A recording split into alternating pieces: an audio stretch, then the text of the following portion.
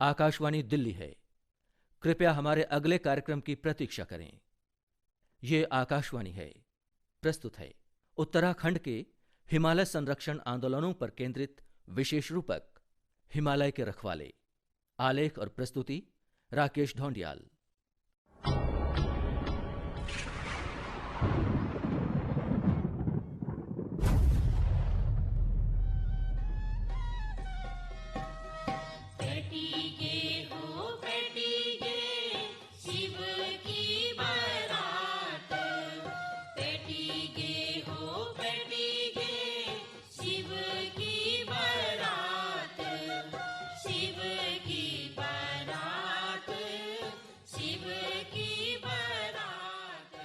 हिमालयी राज्य उत्तराखंड के विवाह संस्कारों में इन दिनों पारंपरिक रीति रिवाजों के साथ एक नई पर्यावरणीय परंपरा भी जुड़ गई है।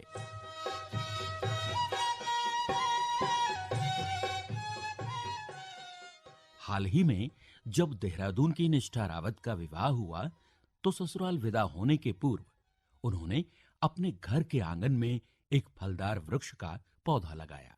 आज निष्ठा की मां सुरेशी देवी इस पौधे के साथ भावनात्मक रूप से जुड़ चुकी हैं। वे पूरे जतन से हर दिन इसकी देखभाल करती हैं। पानी डाल के गोबर मिट्टी से हर दिन खुदाई करके उसको ठीक ठाक के रखते हैं।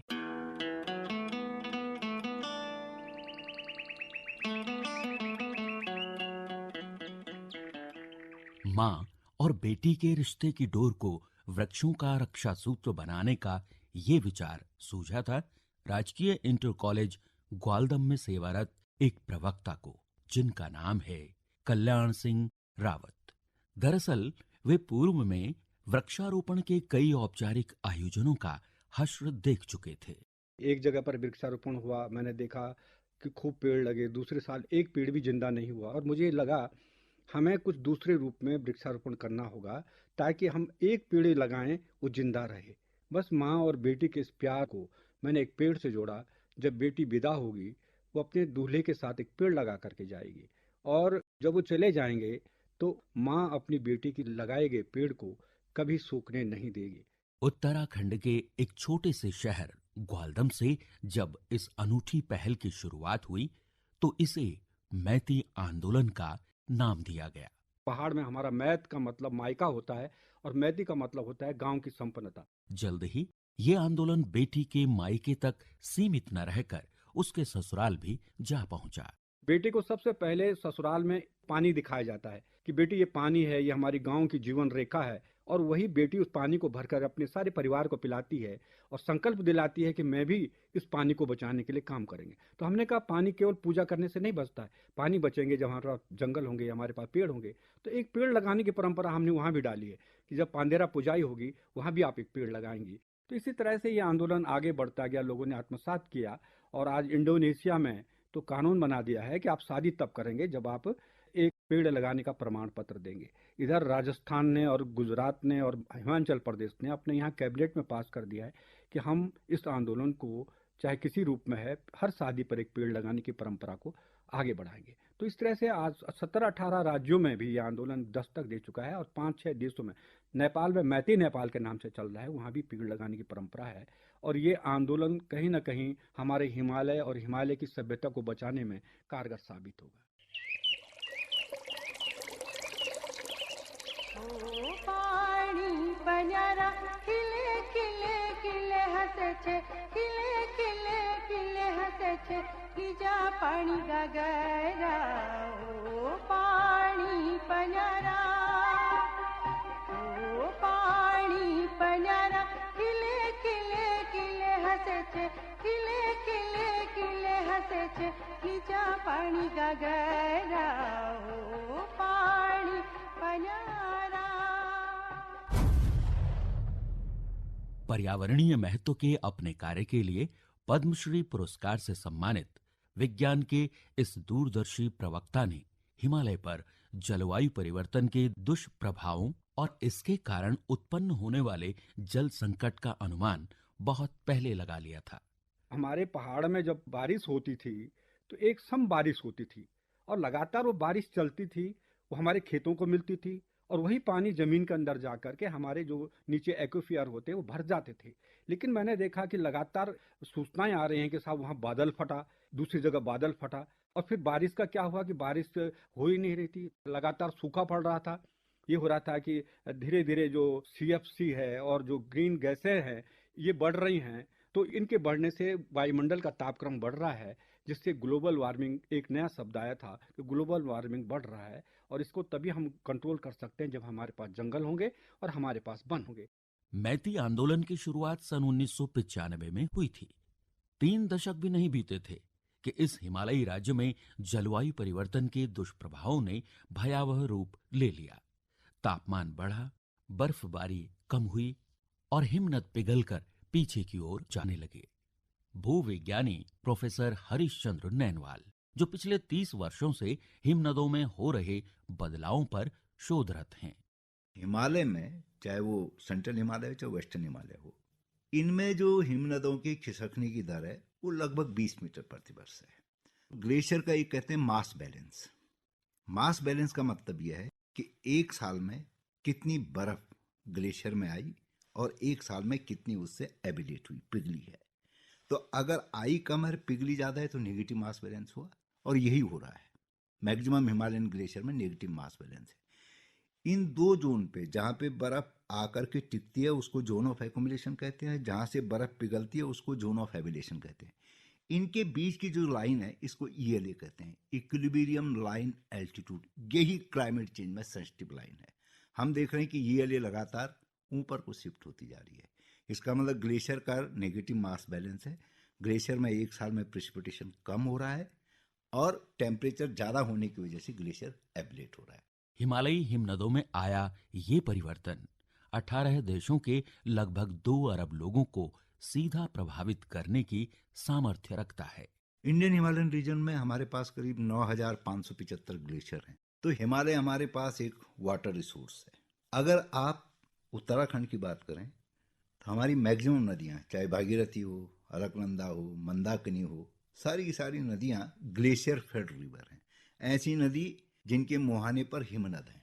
और हमारे जितने भी बड़े बांध हैं वो सारे बांध ऐसी नदियों पर बनाए जाते हैं जो हिमनद से जनित हो रही हैं। तो पहला तो ये इम्पोर्टेंट है कि अगर ग्लेशियर में कोई चेंज आएगा तो इन नदियों में चेंज आएगा। इन नदियों में चेंज आएगा तो इन पे बने हुए बांध में जनरेशन में चेंज आएगा। इन नदियों से होने वाली बाढ़ में चेंज आ गया। इन नदियों से होने वाले इरिगेशन में चेंज आ गया। ग्लेशियर हेल्थ की नेगेटिव हुई तो ग्लेशियर की पिघलने की दर ज़्यादा हो जाएगी और उसकी वजह से उसके नीचे जोन में, चाहे सिंचाई पे हो, चाहे मानव रहित कोई भी और कार्य हो, आप इलेक्ट्रिसिटी जनरेट करें, उन सब पे व्यापक दुष्प्रभाव इसके पड़ेंगे।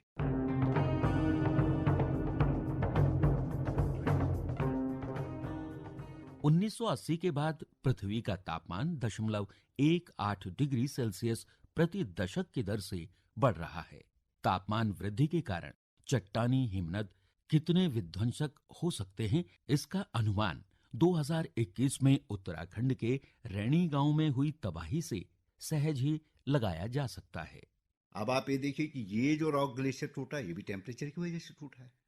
ये टूटा तो आपका एक गाढ़ है वहां पर, उसमें आ गया और वहां पर थोड़ी देर के लिए इसने ब्लॉकेट किया और उसके बाद नदी में स्थित जो हमारे पावर प्लांट थे उन सबको ध्वस्त कर दिया। 2013 में केदारनाथ में आई आपदा जलवायु परिवर्तन के कारण वर्षा के स्वरूप में आए बदलाव का एक स्पष्ट संकेत है। बारिश उतनी हो रही है जितनी पहले होती थी, परंतु बारिश होने का जो समय है उसमें बहुत बदलाव हो गए। एक बारिश आपकी हुई जैसे केदारनाथ में हुई, क्लाउड बर्स्ट हुआ, 24 घंटे के अंदर आपका 300 मिलीमीटर पानी पड़ गया। तो उसने जमीन के ऊपर जो रॉक है, पेड़ है, मिट्टी है, सबको बहा के लेकर के नीचे ले गया। मतलब पानी आपका नदी में गया, नदी से समुद्र में गया। उस पानी से हमारे जमीन के अंदर कुछ भी नहीं गया, सरफेस वाटर। तो वो आपके जो एक्वीफर हैं वो सूखे हैं। एक दूसरा, हमारा जो डेवलपमेंट का मॉडल है, रोड कटिंग है या और कंस्ट्रक्शन एक्टिविटी है, वो कई बार, मैं हर बार तो नहीं कहूँ, कई बार वो वैज्ञानिक तरीके से नहीं होती। कई बार हम एक्वीफर को ऐसे काट देते हैं कि उससे पानी नीचे चला जाता है, हमें मिलता नहीं है। तो इससे नौले भी खत्म हो रहे हैं और जो नदियां रेन से फेड थी, उनके संग्रहण क्षेत्र में अगर बारिश कम हो रही है तो उन नदियों में पानी भी कम होगा।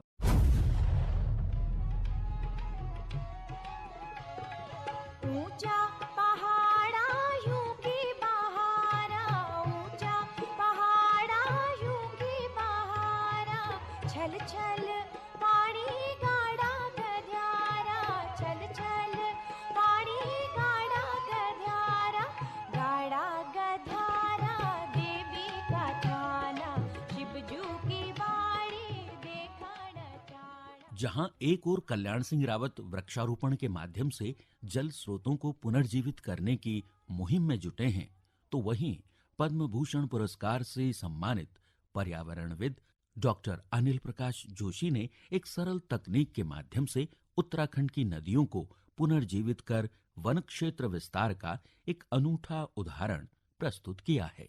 छोटे छोटे धारे और नदियों के संरक्षण के लिए हमने सरल समझा कि अगर हम आज जंगल लगाएंगे तो जंगल पैदा होने में 10 साल लगेंगे, तो हमने और भी सरल तरीका कर दिया। पूरे कैचमेंट, उसको वाटर सेट इसीलिए कहा जाता है, उसी से पानी नदियों को और धारों को मिलता है। तो हमने उनमें जल छिद्र बना दिए। 1 क्यूबिक मीटर के 1 हेक्टेयर में 300 जल छिद्रों से हमारी नदी में पानी आया। फिर हमने ऑब्जर्वेशन लेना शुरू की कि वहाँ पे क्योंकि हाई मॉइस्चर था, नीचे पौधे पैदा हो जाते थे, कभी सरफेस फायर नहीं लगी। जो सबसे बड़ा चमत्कार हुआ कि जंगल अपने आप वापस आने लगे। हमने कोई एफॉरेस्टेशन नहीं किया, कुछ छोटे मोटे किए होंगे जंगली जानवरों के लिए, लेकिन वहाँ पे अब साल का बहुत अच्छा फॉरेस्ट कहलाता है। और इतना ही नहीं, अब हमारे यहाँ लेपर्ड भी आता है, तो हिरन भी हैं, पोर्कुपाइन भी हैं, तो सुअर भी हैं। पूरा कुनबा हमारा वहाँ इकट्ठा हो गया। हमने 195 स्प्रिंग जो है धारे, हमने उनकी वापसी की है इसी सिंपल और सरल प्रयोग के साथ। नया विज्ञान चंद्रमा में जा सकता है, मंगल में भी, लेकिन अगर पानी लाना हो तो आप प्रकृति को समझना होगा। भारत भूमि को मुकुट निवाला, हो गई गंगा जमुना माला, भारत भूमि।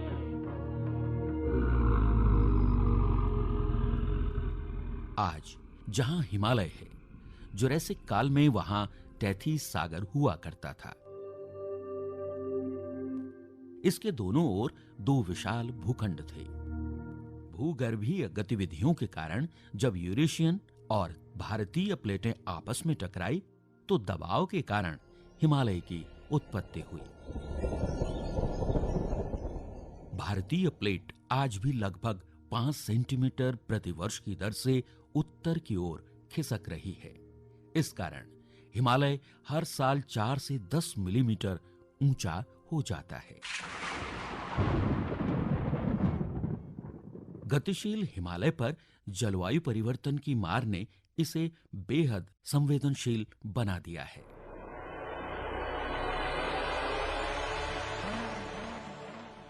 चिपको आंदोलन के प्रणेता और हिमालय बचाओ का नारा देने वाले सुंदरलाल बहुगुणा इसीलिए अपनी आखिरी सांस तक हिमालयी क्षेत्र में बड़े बांधों के निर्माण के विरुद्ध मुखर रहे। सुंदरलाल बहुगुणा के पुत्र और वरिष्ठ पत्रकार राजीव नयन बहुगुणा। बड़े बांधों से हम बाज आए हैं। आखिर आपको बांध इसलिए बनाना कि आपको फोर्स के साथ पानी की धार चाहिए, तो यहाँ सब जगह बह ही रही है। रन ऑफ रिवर पद्धति से बिजली बनाए कि जैसे यूरोप के देशों में बना रहे हैं।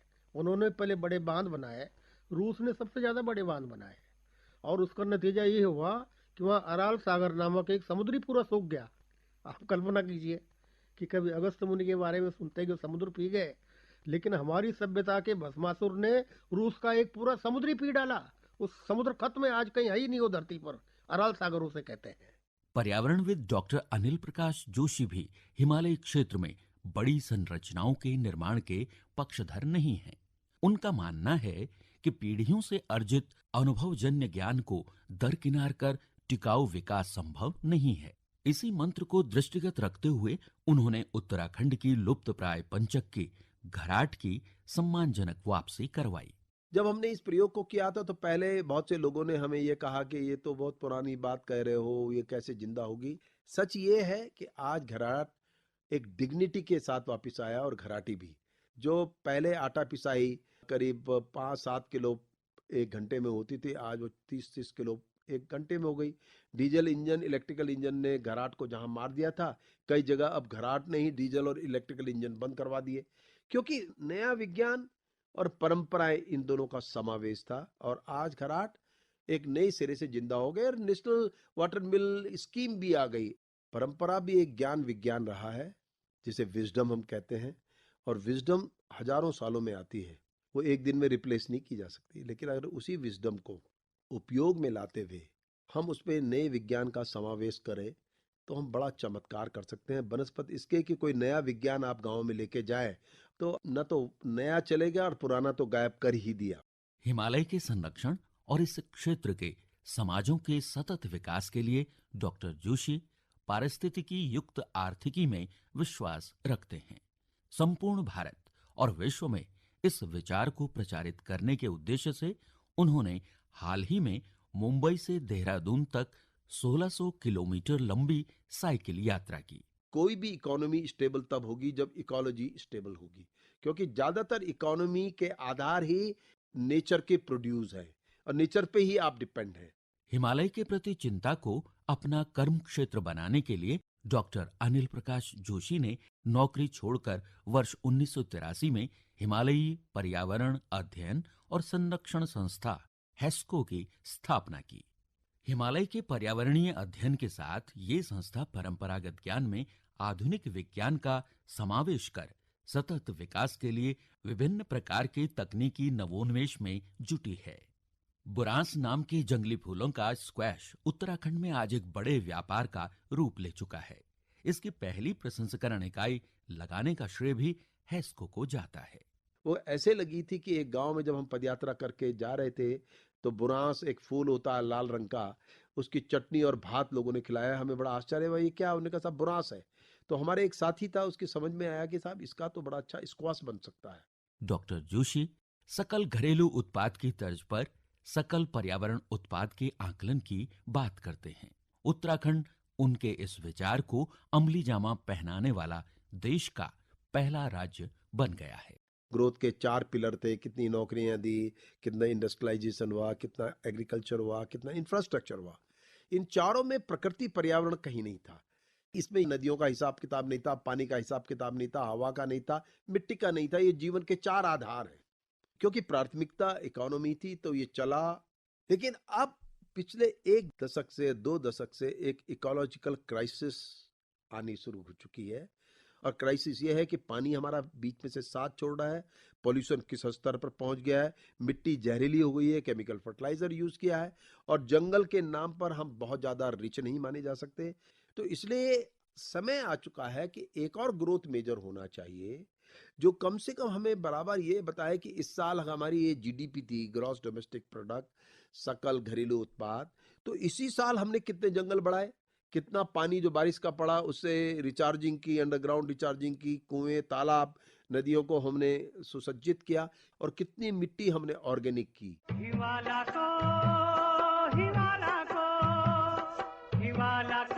चटाना प्यारो मेरो गाँव, हिमालय को चटाना प्यारो मेरो गाँव, छबीलो गढ़वाल मेरो रंगीलो कुमाऊं, छबीलो गढ़वाल मेरो रंगीलो कुमाऊं। संयुक्त राष्ट्र की विश्व जल विकास रिपोर्ट में चेतावनी दी गई थी कि जलवायु परिवर्तन के कारण अगले 50 से 100 वर्षों के दौरान तापमान वृद्धि और वर्षा के स्वरूप में बदलाव जैसे कारक न सिर्फ कृषि को प्रभावित करेंगे, बल्कि इसका खाद्य सुरक्षा पर भी प्रतिकूल असर पड़ेगा। प्रख्यात पर्यावरणविद सुंदरलाल बहुगुणा ने स्थानीय किसानों को इस समस्या के बारे में वर्षों पूर्व आगाह कर दिया था। सुंदरलाल बहुगुणा के पुत्र और वरिष्ठ पत्रकार राजीव नयन बहुगुणा। 1978 में उत्तरकाशी में गंगा में बहुत भीषण बाढ़ आई थी। एक पूरा पहाड़ फिसल के वहाँ हरदिल से नीचे गंगा नदी पर आ गया, उसने पूरी नदी को ब्लॉक कर दिया। तो मेरे पिता उस समय पैदल चलते चलते गोमुख पहुंचे। पहली बार वो गोमुख गए, और जब उन्होंने वहाँ गोमुख ग्लेशियर की दुर्दशा देखी तो उन्होंने उस समय से सेब और चावल खाना छोड़ दिया। उसकी वजह ये थी कि उन्होंने कहा भाई इसमें तो पानी बहुत खर्च हो रहा है और अगला संकट पानी का आने वाला है, ग्लेशियर हमारे सिकुड़ रहे हैं। तो उन्होंने उस बात को पहचाना और गोमुख में भी 2-3 बार गया हूँ और मेरे देखते देखते मैं हर बार जब वहां जाता हूँ तो उसमें कुछ ना कुछ परिवर्तन देखता हूँ। जलवायु परिवर्तन अनुकूलन की दिशा में सुंदरलाल बहुगुणा का ये निर्णय बहुत मायने रखता था। चिपको आंदोलन में उनका सहयोगी रहा एक किसान इस बात का मर्म जान गया। वो जान गया कि बदले परिवेश में हमारे पारंपरिक बीज टिकाऊ खेती और खाद्य सुरक्षा के लिए वरदान सिद्ध हो सकते हैं।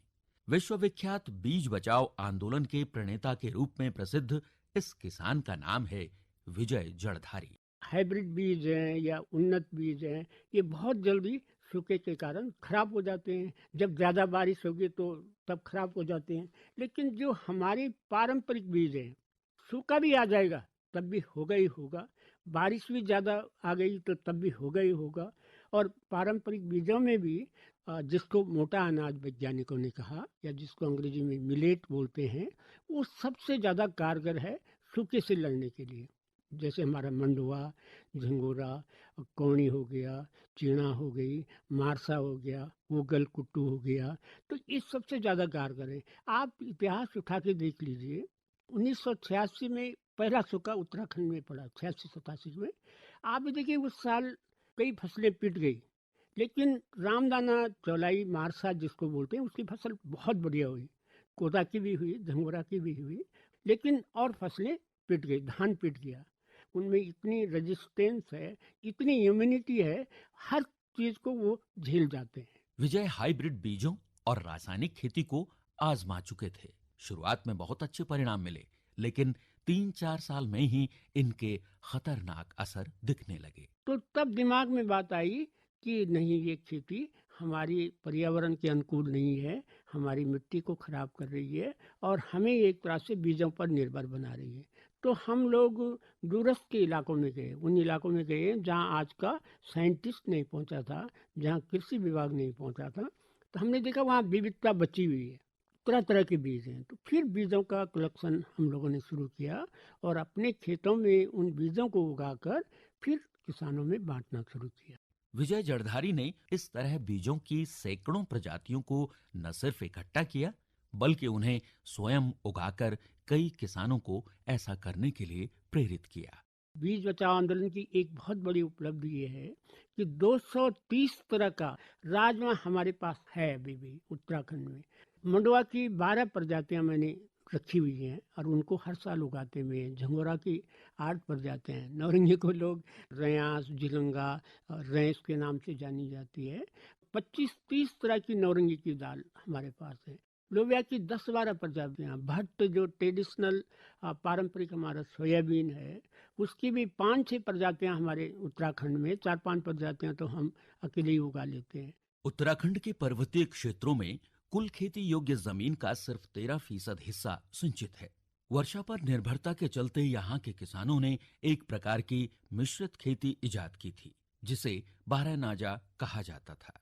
भारत की हरित क्रांति के प्रभाव में ये खेती सिर्फ दूरस्थ अंचलों तक सीमित रह गई। बारहनाजा का शाब्दिक अर्थ है 12 प्रकार के अनाज। हालांकि इसमें अनाज के अलावा बहुत कुछ और भी था। यानी अनाज भी है, दलहन भी है, तिलहन भी है, मसाले भी हैं। जैसे बारहनाजा का मुखिया मंडुआ हो गया, कोदा हो गया, फिर मारसा हो गया, कुट्टू फापर हो गया, जन्याला हो गया, गहत हो गया, भट्ट हो गया, नौरंगी हो गया, तिलहन में तिल हो गया, भंगजीर हो गया, मसाले में जख्या है, जैसे भांग है, कहीं कहीं भांग भी लोग उगाते हैं। यानी बारहनाजा में ऐसी फसलें हैं जो हमारी खाद्य सुरक्षा और पोषण सुरक्षा के लिए बहुत महत्वपूर्ण है। विजय जड़धारी ने लुप्तप्राय बारहनाजा को न सिर्फ स्वयं अपनाया, बल्कि इसे पर्वतीय क्षेत्रों में बेहद लोकप्रिय बना दिया। बारहनाजा ऐसी फसल है जो हमारे लिए बहुत उपयोगी है और किसानों का हजारों हजार साल का ज्ञान है। और ये बारहनाजा जो पद्धति है, ये किसानों ने सोच समझ के स्वीकार की है। किससे सीखा? जंगल कहीं एकल नहीं होता है, जहाँ भी होता है मिश्रित होता है। राष्ट्रीय अंतर्राष्ट्रीय पुरस्कारों से सम्मानित और कई महत्वपूर्ण पुस्तकों के लेखक विजय जड़धारी आज 69 साल की आयु में भी बारानाजा की खेती करते हैं। देश विदेश के मंचों पर इनकी आवाज उठाने के फलस्वरूप मोटे अनाजों को पौष्टिक अनाजों के रूप में मान्यता मिली। मंडुआ में सबसे ज्यादा कैल्शियम पाया जाता है। आप ये देखिए, पुराने समय में जो हमारे पूर्वज होते थे, भड़ होते थे, तो अगर कहीं गिर जाते थे, पेड़ से गिर गए, ढंगार से गिर गए, तो किसी की हड्डी नहीं टूटती थी। आज तो लोग पलंग से नीचे गिर जाते हैं तो हड्डी टूट जाती है। तो यहाँ का जो खान पान है, हमने कहा इनको मोटे अनाज नहीं, पौष्टिक अनाज कहा जाना चाहिए। और राष्ट्रीय स्तर पर भी हम लोगों ने इसका एक मिलेट नेटवर्क ऑफ इंडिया बना के, और अच्छी बात यह है कि भारत सरकार ने 10 मई 2018 को एक गजट नोटिफिकेशन करके इन अनाजों को पौष्टिक अनाज, न्यूट्री सीरियल के नाम से मान्यता दे दी।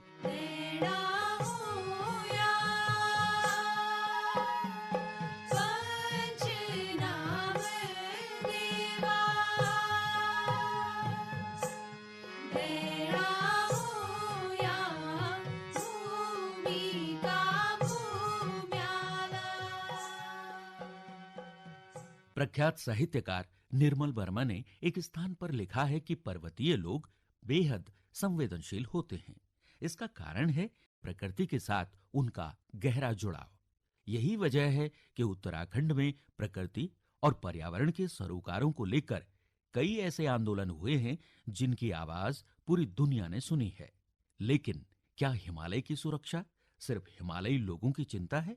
पिछले कम से कम 4 दशक से हिमालय के प्रति पूरे विश्व में चिंता बढ़ी है। और उसकी वजह यह है कि मैं हमेशा ये बात कहता हूँ कि हिमालय की जो भी गतिविधि है, ये हिमालय की जो आपदा है वो कभी भी स्थानीय आपदा नहीं है, बल्कि वो वैश्विक आपदा उसे माना चाहिए। क्योंकि 7 जो महाद्वीप हैं, इसके जो समुद्र हैं, 7 समुद्र एक दूसरे से जुड़े हुए हैं, सब पर इसका असर पड़ेगा। लेकिन हम अपनी गतिविधियों से इतने मजबूर हो गए कि सब कुछ जानते हुए भी हम वो कर रहे हैं। अगर हम यू टर्न नहीं ले सकते तो जो गौतम बुद्ध ने मध्य मार्ग बताया था संयम का, तो वो तो हमें अपनाना ही पड़ेगा। यदि प्रति व्यक्ति कार्बन उत्सर्जन के आंकड़े देखे जाएं, तो हम पाएंगे कि हिमालयी क्षेत्र में लोगों का कार्बन उत्सर्जन विकसित समाजों की तुलना में नगण्य है। बावजूद इसके ये लोग दूसरों की गलतियों का खामियाजा भुगतने के लिए अभिशप्त हैं। जो लोग आज भी प्रकृति के संरक्षक हैं, वो प्रकृति के ऑनरेरी गार्ड है, कोई उनको वेतन नहीं मिल रहा, लेकिन आज वो फिर भी उसे बचाए हुए हैं, तो उनको इसका मुआवजा देना चाहिए। और ये मुआवजा उन देशों को या उस समाज को, उन समाजों को देना चाहिए कि जिसकी वजह से प्रकृति का विनाश हुआ है।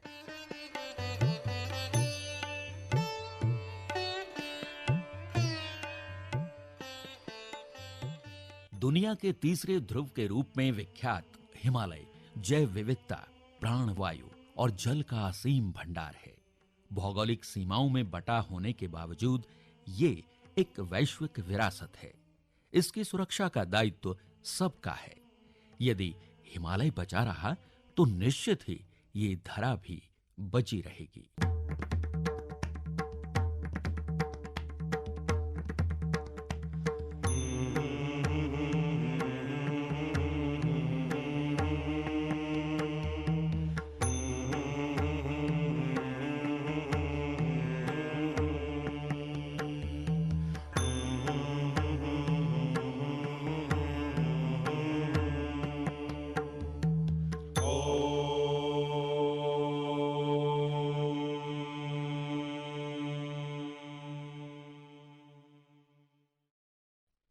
हिमालय के रखवाले, उत्तराखंड के हिमालय संरक्षण आंदोलनों पर केंद्रित ये विशेष रूपक अभी आपने सुना। वाचक स्वर विनय ध्यानी, आलेख एवं प्रस्तुति राकेश ढोंडियाल। केंद्रीय हिंदी रूपक एकांश के लिए आकाशवाणी देहरादून द्वारा तैयार ये कार्यक्रम आकाशवाणी दिल्ली से प्रसारित किया गया।